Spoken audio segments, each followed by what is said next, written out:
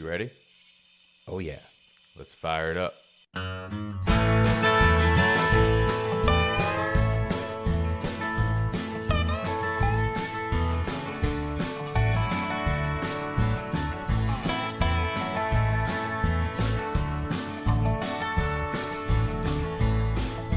This is the Hometown Holler. I'm Daniel Ayers. And I'm Quinn Ray.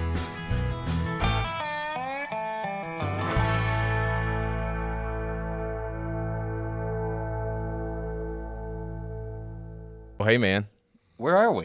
I guess we're live on location here. Yeah, this is a field trip. Yeah, I like it. In our own backyard. That's right. That's right. So we are here today in Burlington with James Shields. James is the manager of the African American Cultural Arts and History Center right here in Burlington. And James and I actually, we go way back. I've known James You can go way back? I mean, as far back as I can go at 28. Okay. So 20 years for me is a chunk. So Sure. I met James when I was 7 or 8 years old, a little hellion down at Snow Camp Outdoor Theater. James was a cast member there. I was also a cast member, though I didn't have any lines. They gave James the lines. So James, he and I go way back. James is just in addition to being a great guy, he has an impressive resume in community engagement. And I'll tell you a little bit about that here. So James serves as president on the board of is it Elamu? Alimu. Alimu. Alimu Empowerment Services is an organization dedicated to helping refugees, asylum seekers, immigrants, and parolees achieve an economically stable and community-driven life fantastic. in the U.S. And that's over in Winston-Salem. Is that correct? Well, we're in Greensboro, and now we're also in Nashville. Oh, wow. Okay, cool. Tennessee. State And lines. so James is engaged there. James spent nearly 20 years directing the Bonner Center for Community Learning at Guilford College over in Greensboro. And like I said, locally, he's been involved heavily down at the Snow Camp Outdoor Drama. And as if this were not all enough, James is a killer singer. He's a talented musician and vocalist, member of the Piedmont Blues Preservation Society, and he performs with the Dubfire Reggae Band. So if y'all have never had the pleasure of meeting James in his capacity as a community activist, you might have heard him sing at some point. But James, thank you so much for coming on the podcast. Yeah, thanks for having me. Yeah. So I guess to kick us off, tell us, what is the African American Cultural Arts and History Center? Well, it's a center that was the creation of Miss Jane Sellers. That's right. She passed away back in 2019, but going back, as early as 2017 and beyond, she had this passion for bringing out the contributions of African Americans in Alamance County in particular. It started with trying to bring some recognition to the Richmond Hill area of town, the story of Wyatt Outlaw, some of the other folks who quite frankly helped to build this county. There are a lot of books out there, right, about the history of Alamance County and Burlington, and you don't see a lot of African Americans in those books, right? Whoever wrote the book, whatever historian was involved, made a conscious decision to leave these people out. Right? Kind of like Andy Griffith and Mayberry, right? Yeah, Right, exactly, yeah. Right, Right. And so part of her passion was to bring out those contributions, and so it started out as a pop-up thing. She didn't even live to see the physical space that we have now.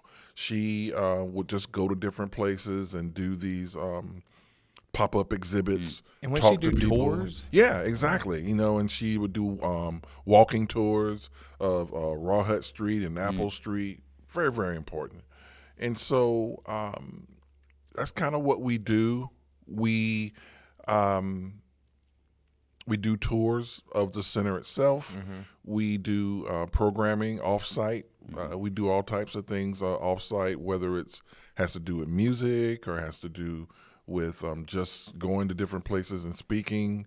I've been to several churches already in the last year people have come and asked me to speak about the work that we do. How long have you been in this spot and open? Almost 3 years now. Okay.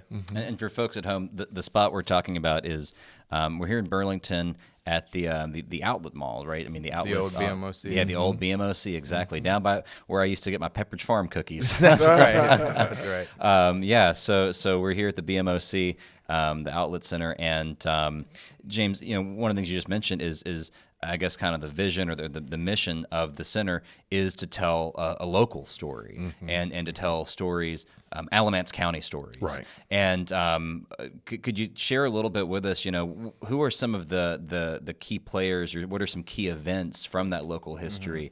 And I know that's a very open-ended question, but are there any kind of specific narratives or stories that y'all shine a light on here? Well, I think what we do is we try to shine a light on those enslaved Africans that were in Alamance County and their role in building the county. For example, it's been documented that over 1,400 enslaved Africans helped to build the railroad that pretty much built. Yeah, it's the reason we have a Burlington. Yes, or exactly. Graham, right. And so because this was known as a dead part of the state. Yeah. Everything east of us, that's where all the economic stuff was going on. But here west, there was nothing until the railroad. And so we know that, and so we start with that. We talk a little bit about the Underground Railroad, the involvement of the Quakers, of course. But then we get into the days of Reconstruction. We bring up Sam Thomas, Spencer Thomas, who helped to found First Baptist Church on Apple Street. And then, of course, there's the story of Wyatt Outlaw, who was a politician, who was a leader here in town. He was part of the Union League. Very, very interesting, very intriguing story.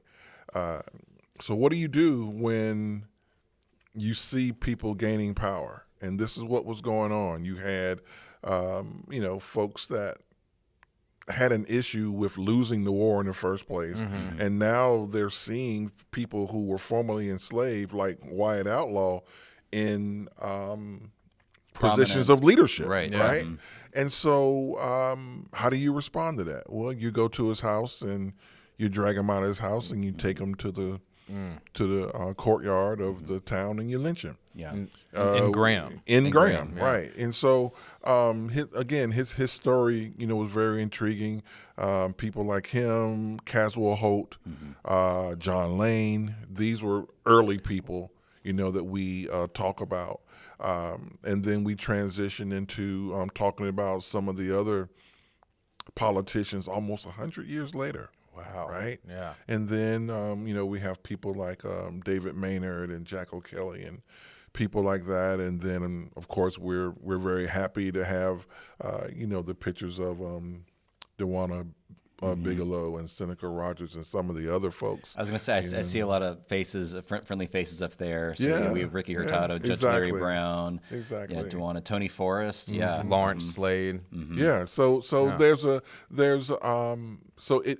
it does show progress in Alamance County, and I know for some people it's not enough, but again, the whole point is to shine a light on that, and so we talk about that.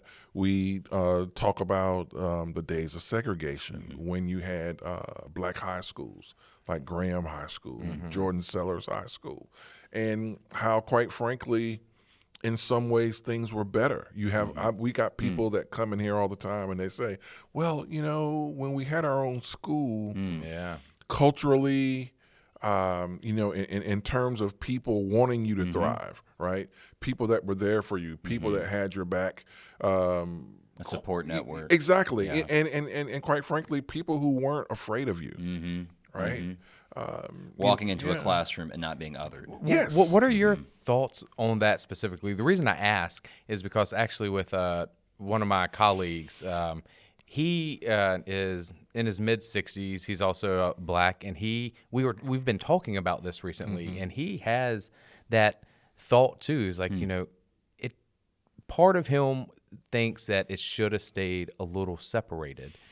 Because he was like, then we would have had more affluent, we would have had more black doctors, we would have had more black musicians and lawyers, and then eventually white society would have started seeing that value and wanted to integrate it then instead of forced integration or forced government.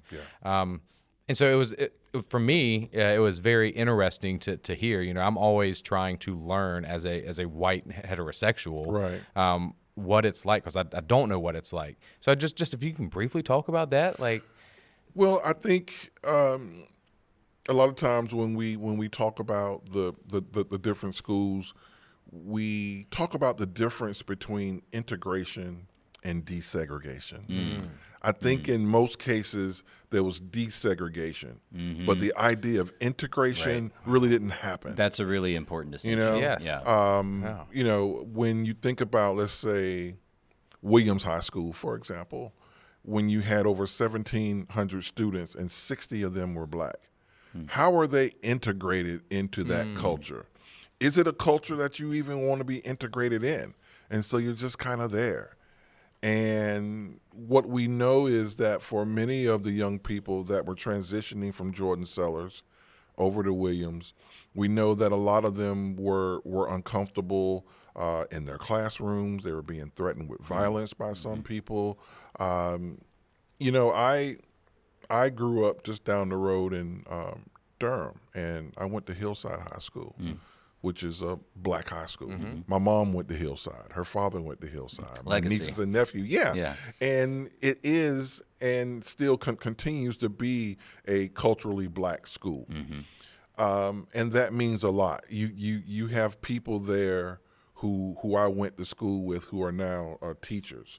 And so when you think about the Jordan Sellers and the Grahams and whatever, your teachers were people that probably lived in your neighborhood, went to school with, who knew you. You didn't have to follow behind young men and say to pull your pants up, because they already knew. Right. And they knew, again, to your point, this idea of young black people thriving. You've got to have that environment that speaks to that. And when you had the, you know, like the Hillsides and the Dudleys in Greensboro and Jordan Sellers and even in Elon and other places, it was just so crucial. And I almost feel like you said, it was kind of forced. And I don't think when people thought about integration, they really understood what that meant. Now, a lot of the people who were against it, I think they understood. And of course, they pushed back against it. So we'll desegregate, but the idea of integrating your culture with our culture and mixing that culture just scared a lot of people. Man, that just opened my eyes to a different way of thinking. Of Yeah, just I mean, seeing. absolutely. I mean, I've taught, you know, North Carolina history for several years, and I taught the civil rights movement, and this distinction between desegregation and integration. This is kind of real. a revelatory moment that I'm having, right? Where it's like, I never thought, well, you open up the schools, but you go in that lunchroom and people are sitting at their table with their people, right? There's no teachers that look like them. There's no administrators. And that's something we're kind of still dealing with today, especially in Alamance County. So outside, you know, of this facility, you mentioned that you go to church groups, you go to different, you know, I guess classrooms, and you do different types of educational seminars or programs. Tell me more about your approach to historical education, and how you approach teaching. Maybe not just as manager of the center, but I also know that you do living history. So tell us more about that. Well, I mean, I grew up around history. When before we moved to Durham, we lived in Virginia, and they're pretty serious about the history, even though the Civil War piece is a little skewed. A lot of Nikki Haley's around you know, there. But so I grew up, you know, going to Yorktown and Jamestown and Williamsburg, and even when we moved to Durham, it was important for my grandfather to drive me around certain parts of the town that used to be what they called Black Wall Street, Yeah. and say, well, this used to be, the Biltmore and Ella Fitzgerald and those people. And he when did they that came, purposefully. Exactly. Yeah. Exactly. And so I was always into history. My mother was a teacher for over 30 years, and so we had books in the house. We were just very interested in it. I mean, I was like an 11 and 12-year-old, and I had my face glued to the TV during like the Watergate stuff. Oh, wow, I yeah, was like, wow, You so had that your kid finger is on the- odd. What's wrong with that guy, right? And so history is so important. But it wasn't until, honestly, later on when I decided to get a history degree that I understood how important history was to us moving forward. That it's not just a bunch of name and dates. And so part of my approach, it's history. And so there's stories there. Most students, when you talk to them and share stories, then they get it and they get the context. Yeah. But if all you really care about at the end of the day is putting on a piece of paper names and dates, Right. Just that so what, memorization. right? Yeah. And so, like, for example, even here, when you look at the story of White Outlaw, for example, there's a lot of context around that. Absolutely. Yeah. And so it's not just simply they decided to go to his house and lynch him. Right. There's a lot of whys there. Right. And so you almost have to take like a journalistic approach, who, what, where, and why Right. when you talk about any type of history. And so, yeah, so my approach is to try to make it so that folks can grab it, folks can understand it. I mean, that's something that I heavily identify with, right? This idea that history is a story, Yes. right? There are protagonists, there are antagonists, right? Humans have never existed in a vacuum, and we are here today because of a series of choices right. and systems that our ancestors put in place. Some of them good, some of them not good, some of them evil, and I think I have always found that to be the most. I meet a lot of people who say, well, I'm not a history person. And it's because history's never been shared with them as a story. That's right. That's right. It's because, it's been shared with them like, I'm just going to regurgitate this date, and you need to know that D-Day was June 6, 1944, and the Declaration of Independence was, July 4th. Yeah. Right. So absolutely. But you take it a step further. You don't just tell stories. You inhabit history. Yeah. And could you tell us just a little bit about that? Because I think that's just so. I mean, I'm a historical reenactor, and Right. I think it's super cool that you also dabble in that. Well, Nerds. I Yeah, guess I know, if, right? Hey, I was a history major as well. Yeah. So Hey, I'll take that. Yeah. So yeah, I'm really into Frederick Douglass. He's like a hero of mine. And I've probably read everything that he's written, which says a lot because he has written a lot. Have you taken a look at? There's a new biography of him by David Blight. Oh yeah. Okay. Cool. So yeah. Cool. Just wanted to make Oh sure. yeah. As soon as I You knew were it was first in coming line. out, I was right Yeah. there. Yeah. And it's a great book. Yeah. Actually, it's very great. But I won because I played. There's a small part in Pathway to Freedom where Frederick Douglass is in the show.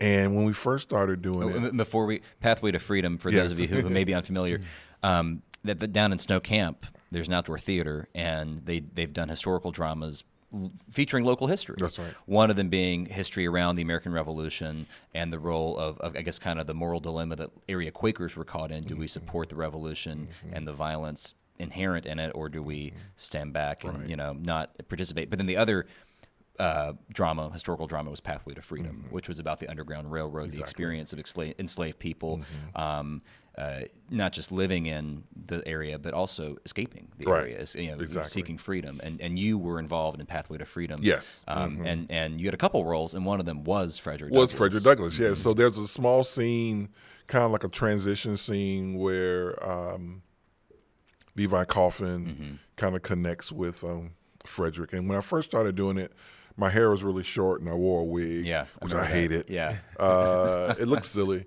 And then when I go back and I look at photos from back in the day, I'm like, oh my God, I can't believe I did that. And had a little, beard and everything. So as I let my hair grow out, I was like, everybody was like, man, you like Frederick Douglass, And so it gave me the idea of doing this one-man show of Frederick Douglass. And so I've been doing it off and on now for, I'd say maybe 3 or 4 years. I just started, and then COVID hit.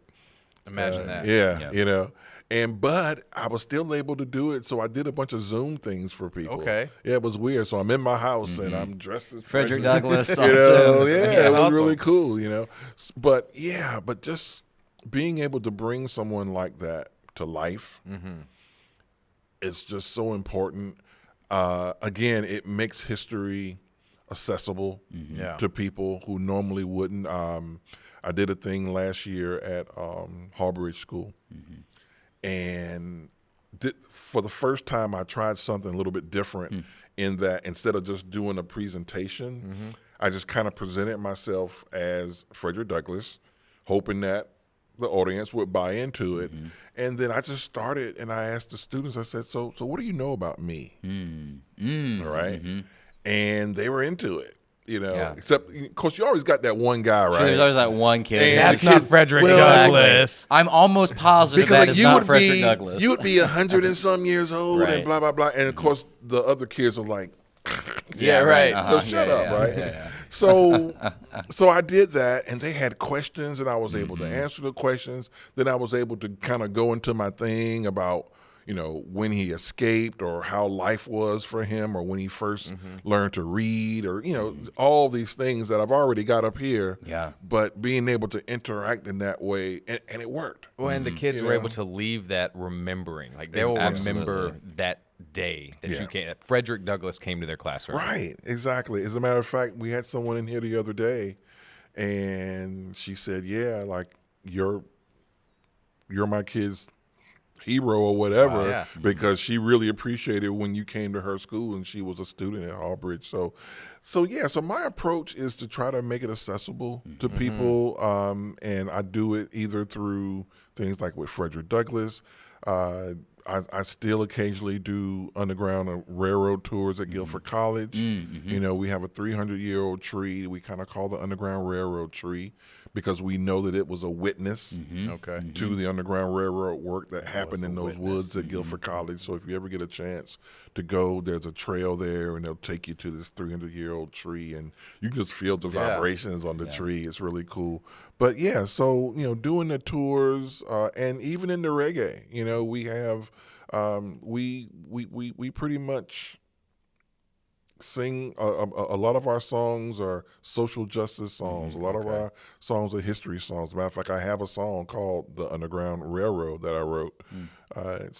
Yeah, that's awesome. Can I ask a question? Yeah, you think? absolutely, man. Yeah. So I'm with you with history. I didn't get into my history feelings until I think I was a junior in high school, and my AP U.S. history teacher, and he just started teaching it as a story. And so it really grasped me. And so I think we all agree here that history is important. I know when this center first opened, I came in here and I saw a lot of elected officials. I saw a lot of Alamance County elected officials that will talk about this is important. This is what we need here. A lot of them where ideology and my ideology does not mix up. So when people leave here, and as history buffs, we want people to try to carry it, right? You just got done talking about you want them to be able to grasp it. Right. How do we move forward with people that just come in here and only see dates and only see names, but we need them to see more than that? Or I would go even further and say they think that history's ended. We're done. We did it. Right. Remember MLK? No, we did it. We you know? integrated. Right, exactly. The schools are desegregated. Right. And yeah, that's a great question. Yeah. I think some people just don't want to move forward. Folks are fearful. It's unfortunate that people play on that fear. They play on fear. They play on ignorance. It's unfortunate that many of the young people that come through here have not heard a lot of this history that we have. For example, we like to start with a small bit about the history of Africa. Okay, this is where we come way from. back, yeah. Because this idea, one, because our history doesn't start in chains, and just as a level of respect for a people, we think it's important for you to see the Moors, to see the kingdoms of Kush and Timbuktu, where people from all over the world came to seek the knowledge that came out of Timbuktu, for example. You know, we can identify at least 19 different skills that enslaved Africans brought to this continent, brought to South America, brought to Central America and the Caribbean. So to say that we gained skills as a result of being enslaved, that's just crazy and ignorant and just makes no sense. Yeah. And so again, you could walk through here without a tour and you'll probably walk away with just names and dates. And that's why for most people, we like the idea of being able to walk you through if you're interested. Kind of curate the experience. So that we can add the stories to it, so we can talk a little bit about, the slave codes and why in North Carolina they needed to have the slave codes, because you had an insurrection in Virginia and Nat Turner, Denmark Vesey down in South Carolina, and the folks in North Carolina was like, oh my God. Right. So we have a map up here that shows the percentages of enslaved Africans in each county. Wow. And in some counties, well over 50%. So as you can imagine, folks are paranoid, right? Because they're thinking, because Nat Turner's not that far away from here, and that could happen to us. And so what do? So we put in slave codes. So again, that's just a way for us to, again, tell a story, give some context. How do we move forward as a county? Well, I think first, as a county and as a country, we have to reconcile ourselves with our history. We have to be truthful about it. We can't, quote unquote, whitewash it. Yeah. Slavery happened. Slavery, there are a lot of aspects of slavery that still affect us today. When we think about, for example, the days of Reconstruction, which I think is probably one of the most important eras of our history because of really what didn't happen. Again, here was our chance to integrate. Here was our chance to rebuild the Union. There was such promise. Yes. For a short period of time. Exactly. And so then, at that point, the black man and woman, quite frankly, was disappointed not only by the Southerners, but also by the Northerners who just stepped back and said, we're just going to step back and you guys do whatever. And so Reconstruct ended just way too early. So, again, those are different stories that we feel like people need to know to kind of know that context. We can't solve the problems of the present without reckoning with the origin, right? Where they come, and it wasn't that long ago. I mean, our lifetimes, all of us sitting at this table, our lifetimes overlap with Ronald Reagan. That's right. And Ronald Reagan's lifetime overlap with Harriet Tubman. That's right. Whose lifetime overlap with Thomas Jefferson. So we are, we're not that far away from what you're describing, right? From the slave codes. Exactly. I mean, and even now when we think about what we want to do with immigrants and refugees, a lot of the policies mirror the Fugitive Slave Act of back in the 1800s. In terms of who can support someone and the who penalties has come over, for supporting and the penalties someone for that. Exactly. Yeah, I mean, I guess you're right. We'd see that with sanctuary cities. Yes. Wow, that's a connection I had not made. This is, you're right. Man, he's just bringing the knowledge and absolutely. I mean, look, this conversation could continue indefinitely. We are coming up on time, though. Right on. So I know. James, this has been a great conversation. I'm really excited for our listeners to hear this. Yeah. And can we have you again? Can we call you a friend of the Holler? Of course. Can you be a friend of the Holler? Well, thank you so much. We want to let folks know that the Alamance African American Cultural Arts and History Center is open. What are the hours? So we're open Tuesday through Saturday, 11 to 5 most days. Tuesdays and Thursdays, we're here till 7. So, Wow. I'm here till 7. So if you get off work and you decide you want to come, you want to bring the kids, so we stay open a little bit later Great. for that. We're at 2381 Corporation Parkway and what used to be the BMOC. So those of us who've been here for a while, we kind of know what that is. And we would love for you to come out and see us, call us. We're at aacahcenter.org. And you can email us or whatever, just see what we're about. But we would love to have more people come, bring the kids, bring the old folks.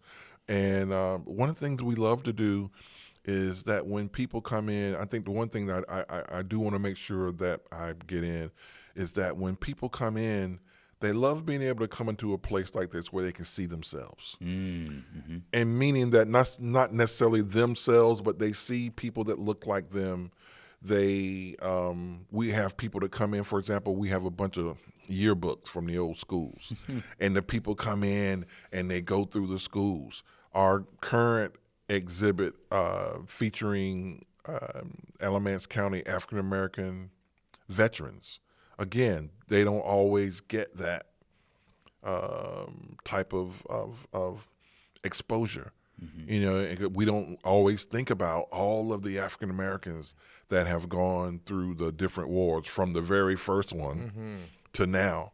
And so we would love people to come, and we want you to bring your stories. We don't have all the answers. We don't have all the stories. In fact, I like to say that when people come, we hope you leave with more questions than answers. And we tell the young people, now go ask your mom or your grandma. Ask them if they were around during the riots at Williams High School. Yeah. Ask them if they've ever heard great-grandfather or whatever talk about the days of Wyatt Outlaw, because some of those people are around. Yeah. But it's not about shame or blame. Right. But it is about wanting to know and truthfully sharing. Wanting to know. Yeah, exactly. Yeah. Well, that's wonderful. We hope if you're listening, you will come by and check out the center. Yeah, it's a pretty amazing It's place. amazing. It's thoughtfully curated, and whether you just moved to Alamance County or you've been here your whole life, there's a lot here for you. Well, I think that's a great place for us to wrap. Yeah, I think it is. James. Yep. You go ahead. Thanks again. Yeah. And Well, thanks for having me. Yeah, and we'll see you on the Holler soon. Yeah. All right, take care. All right. All right.